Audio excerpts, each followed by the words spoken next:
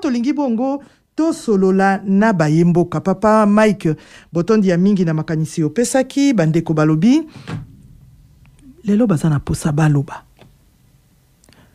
balingi ba pousser ba coup de gueule na bango bandeko bakomi kolemba koyoka kayoka nyonso bandeko esengeli na biso totriaki po ba coup de gueule mosusu tozwaki ekokaki penza koleka te toyebi pasi ezali na Congo kanda ezali na Congo komona moto moko akomi milliardaire na mbongo ya Congo donc Congo ekoma lokwa lopango ya bato ata ba locataire ango soko ya na lopango na bino okomvuka bango kaka boy yo kokende na bango kaka bon tababo da mafu mwa buto sipe kozala nzoka nde Congo eza lopango ya moto te me bato mosusu bakui mbango bato mosusu bakui bomengo na likolo ya Congo lokwa teaki lopango ya tata na bango na kanda wana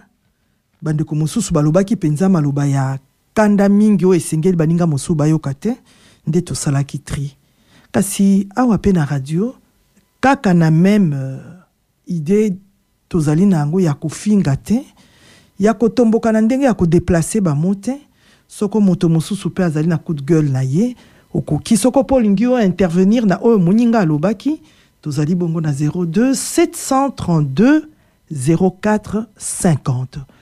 Bonjour maman Mimi. En fait naina loba pona ndashimi Tindashimi ou je quoi. Ce monsieur vraiment c'est un criminel. C'est un assassin. Ça vraiment, je sais pas comment je peux le qualifier en fait. Comment ça se fait que le monsieur, à lui seul, il est le premier producteur mondial de coltan. Comment ça se fait? Et il a commencé ça depuis quand? À Bandango, depuis quand? Azobabomi Bat et puis de la mission de l'ONU en République le fondateur de Vice Rwanda Bagina dans le Congo comment on appelle ça encore RCD ou quoi et depuis Abanani Azamo Kontiaba Rouberois et les autres là comment ça se fait? Mboka nini yango oyo mutu moko azo produit ba minéraux na biso alo teka yango et tout l'art na yé en fait. Tu comprends Abandango depuis quand? Abandango depuis gouvernement ya depuis Kabila Joseph Kabila batika ya salana ye et Fati à Koti, ayebi yango, baloba teke no ba yebi yango te. Non, ayeba ki yango, atiki ya salanaye. Lelo oyo, bakangi ye. Équipe na nyo so ba Rouberois, ba Bizimakara, banani. Mutu moka za inquiété te. Mutu moka za inquiété te. Comment ça se fait? Comment ça se fait?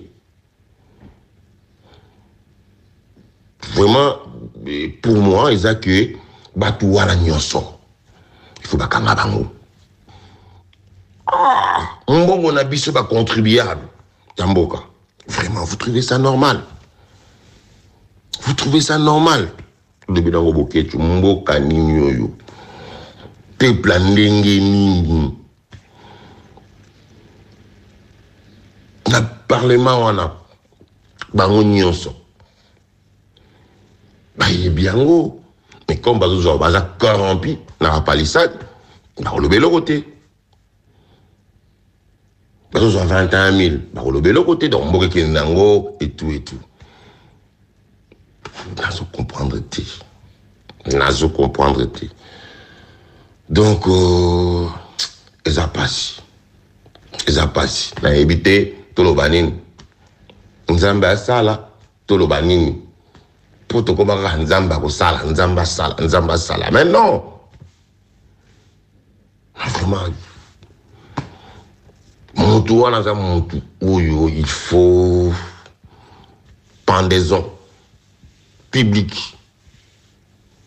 Mais qui osera ya kosala yango? Qui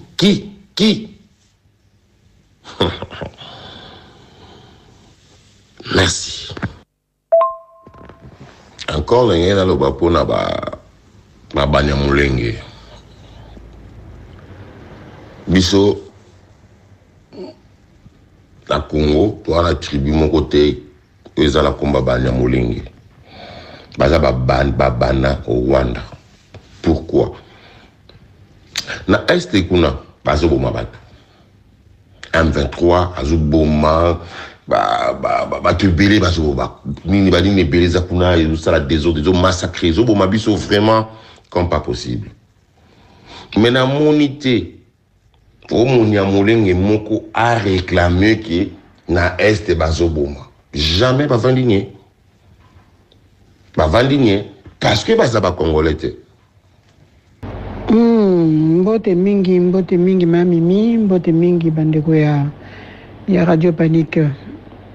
Tongo ya lelo eza tongo ya pasi mingi na motema. Pasi mingi na motema pona kopesa coup de gueule ya tongo ya lelo.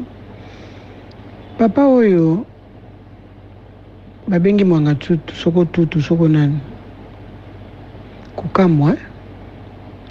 Donc makambo nyonso oyo papa oyo mboso adenosaka bango mokili bayebaki yango déjà bandakala.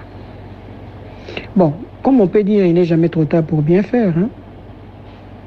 Comment imaginer Moutubino Boyebi azo gérer coltan ya piso République démocratique du Congo à quel côté que la mboka mususu ye moko to baka za milliardaire puisque ceux qui n'attendent pas reportage oyo mokili comme goloba sur coltan ba le bibi surtout Arabie Saoudite ya pétrole donc na kombo ya coltan pendant que Arabie Saoudite s'est développée biso na kati ya pasi este pasi pe mutango bozuye bokangi na maboko bokotika ye bozo sala na nini bozo pakole ba crème c'est un multimilliardaire na mboka na biso mbongo na biso donc minerai na biso ezaya ye akoteka tango ya zoteka na Rwanda apesi ba politicien verré na bino combien en tout cas nzambe asunga biso ce qui réellement ya solo bakangi ce qui réellement bon tout le monde a pilili hein. J'espère que vous allez les sous m'assapoter hein pour lobby balobao il est réellement malade sérieusement malade le corps biselele d'ailleurs on a moi vérification biselele moi za na makala ya solo c'est connu hein natan wa kamera to ebaki que azalaki na ina prison te batiaki ya wana nani na kuma na woni na nani na centre nganda Boba na masolo etali bongo bandeko mboka pe mawa ya mboka na biso mingi penza nakanisi biso na bino tozo landa maloba ya bandeko na biso ezo sala pasi donc kuna soko boyoki mama uti koloba na Gombe kuna batie ezali na bango bana courante donc deuxième semaine yangoyo bazali na courante po nini baati oyo Mobutu ya Sénat Kofi Olomide batonga baati atonga soko médecin de nuit au soko hôpital onini mais na senango ba câble ya SNEL eleka wana engebene na Kofi Olomide biloko na bango na senango ezali na ba câble soko sale Kofi sika bango bazui panne ya électricité moyen ba bongisa ngo ikeleve mukunda nachi bandeko bapende baloba mukunda nachi po na nini po eleki moye ba buka hôpital ya Bahati ezate moye ba buka sale Kofi ikeleve po bango banani bango Bonjour mamimi boni apesi yo mbote depuis Kisasa ngai ndeko JP Kanyanga mamimi oyo ezali koleka na mboka na biso précisément awa na capitale Kisasa eza ya kokamwa lisusu te foto lokela ngo kombo po kokamwa esi toyebi kokamwa ndenge ezalaka eza ya somo lisusu te foto lokela ngo kombo mosusu po somo toyebi ndenge ezalaka mamimi etikali kaka na kombo moko eza pasi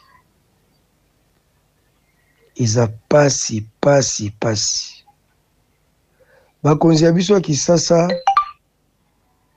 bayelaki biso opération Kin Bopeto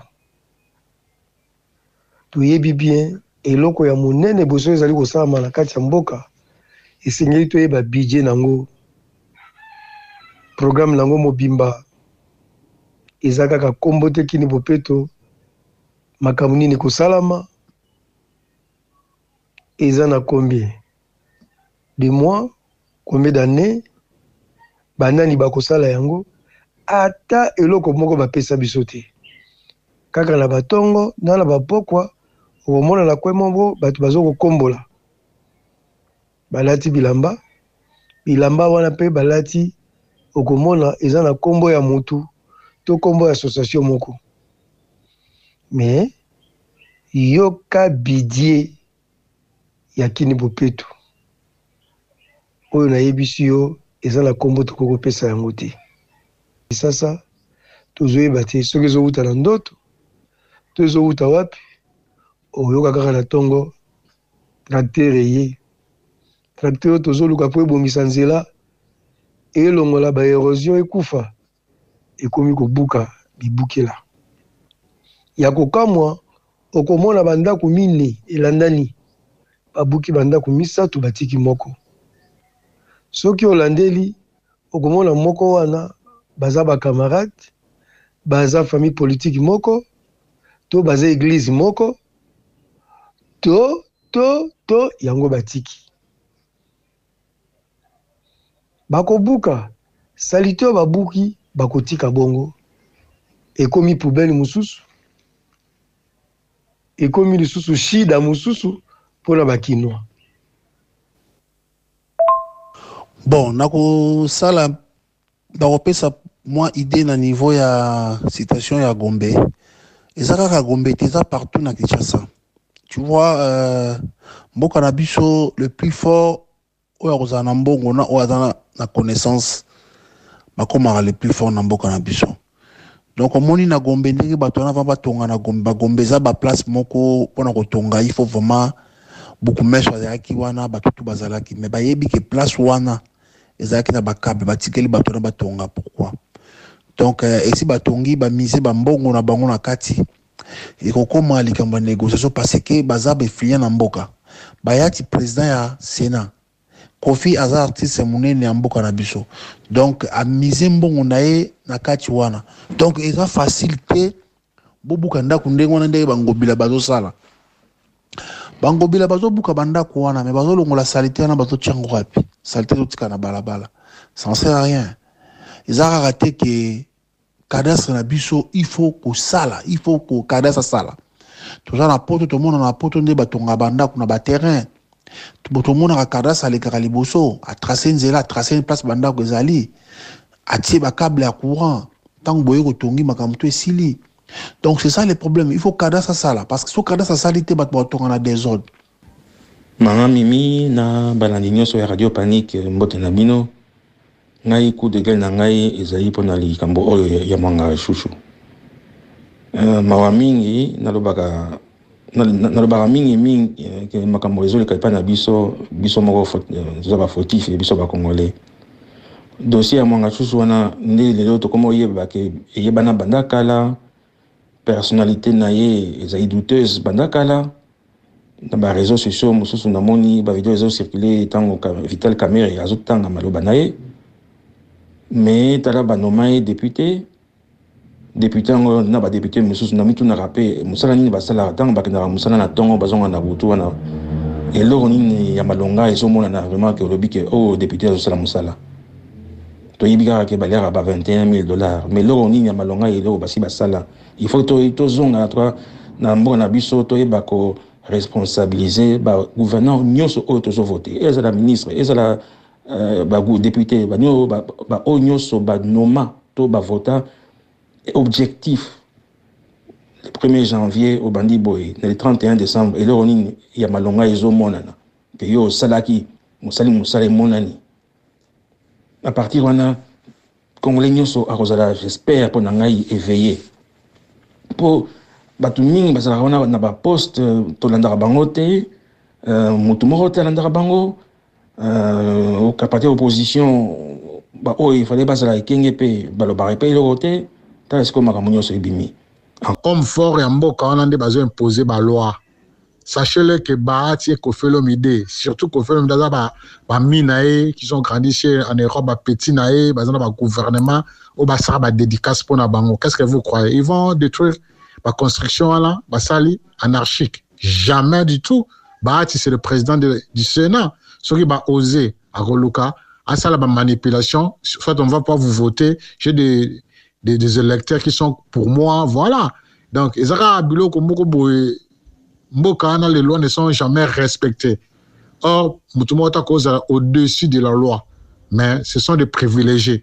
T'as la personne, Landa, ou Babilo, ou même pas. T'as la Monica Construction, ils sont anarchiques. On vient directement détruire.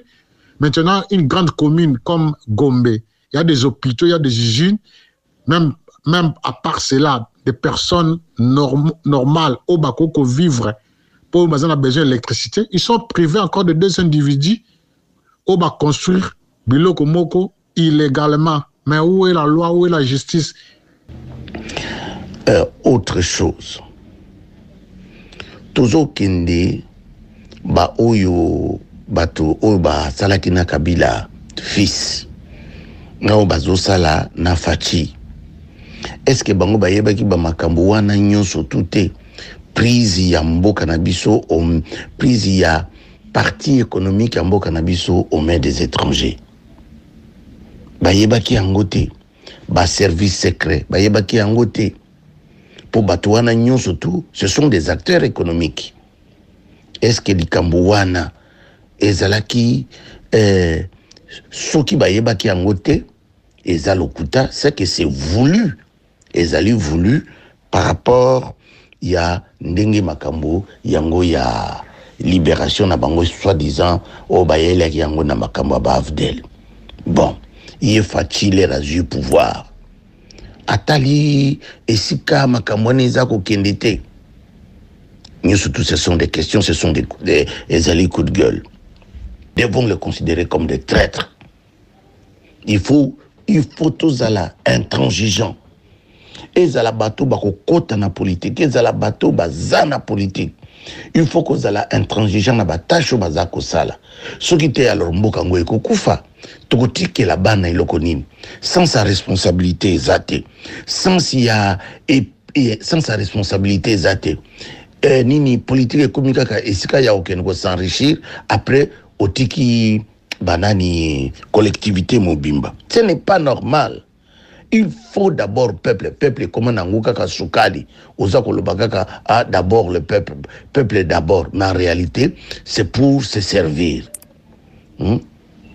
Courage en tout cas n'a pas congolais. Courage n'a pas congolais. Maman, ils ont très compliqué. Hein? Le sujet est tellement ébélé. Aux yeux battés au bandana bounini.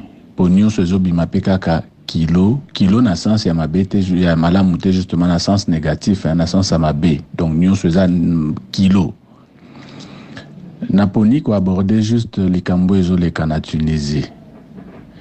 Est-ce qu'on peut comprendre mboka lokola Congo ti lelo pe po mokote etiami pona kokamata ba ya biso baza na Tunisie o bazali ko risquer bomo ina bango mboka lokola Côte d'Ivoire makasi lisusu koleka Guinée Conakry oyo président zawana za militaire to ebindenga longola ki Alpha Condé mais pepo ekei kokamata bato bazongi na mboka na bango. 02 732 0450 nzana biso ya singa ndenge na lobaki kanda ezalaki mingi na bandeko mosusu balimbisa bo bayoki mesase na bango tepo e komaki kopesa mwa pasi mingi kolekisa na ebisaki bino makambo ya mboka tolo bakango penza na bakanda mingi te kosala malamu te. Papa Jasmin nzela ya singa molandi ya suka po toka bwana ngonga ekomi kopusana. Voici d'abord mon coup de gueule, le premier. Donc c'est à toi de choisir. Mon premier coup de gueule, c'est que les Congolais doivent savoir que tous leurs dirigeants politiques, union surtout après Kabila père, il n'y a personne Oyo à côté na pouvoir avec l'intention ya kobongisa mboka wana. Je dis bien avec l'intention ya kobongisa mboka wana. Tout Oyo batikali, toutes les bonnes paroles que baza koyoka wana, nous surtout etikali, ce sont des voleurs, des angwaliments, bami yipi, les gens à qui vous ne pouvez pas faire confiance. Peut-être Kaka Fayoulou, mais je ne suis pas Mouta Fayoulou. Peut-être Fayoulou, les gens qui en veulent, les gens qui veulent faire quelque chose pour Nambokawana. Et j'ajouterais, pour ne pas faire des jaloux, camarades Naye, même s'ils sont séparés pour le moment, mais ce sont des gens qui peuvent s'entendre. Na ex-gouverneur ya Chaba, Nani Katumbi. Voilà. Ça, en dehors, il y a Batouana, il y a d'autres personnes par-ci, par-là, mais le reste, Oyo Yabino, Oyo Azasikoyo, pour ne pas citer les noms, le plus incompétent, le plus incapable, Yamakamunyo surtout. Hein? Comment coup de gueule langa d'abord yango wana ezala makambo ya moi soki mwana chuchu beli soki chuchu biere bakati mwananga soki mongana chuchu pona bayeba ke bakanisa ke azaka ka mutu ya côté ya nini ya Kivu. Or comme na yezali chuchu beli. Donc, les gens canadiens, c'est l'indenge, basala ki biso jeu, kunda batware, bakati na nkunda, po ba Congolais baye bakake, ezali nkunda, ezali kombo ya biso. Alors, mutu wana, oyo bapesaki, bapesi concession, parce que concession bapesi pour na exploiter, pour na bakoltan, concession na ye ezali pour 35 ans. Bongo, oye yabino lera kotaki na pouvoir ya yeba kite ke mutu wana simba ki concession ya 35 000 ba renseignement ba pesa qui était service à renseignement ça mais ba renseignant qui était pona ke nani asimbi mboka nani azana économie ya mboka ezana maboko ya kingali tel ba acteur économie baza ba oyo l'information yozo tu wana ba pesa qui était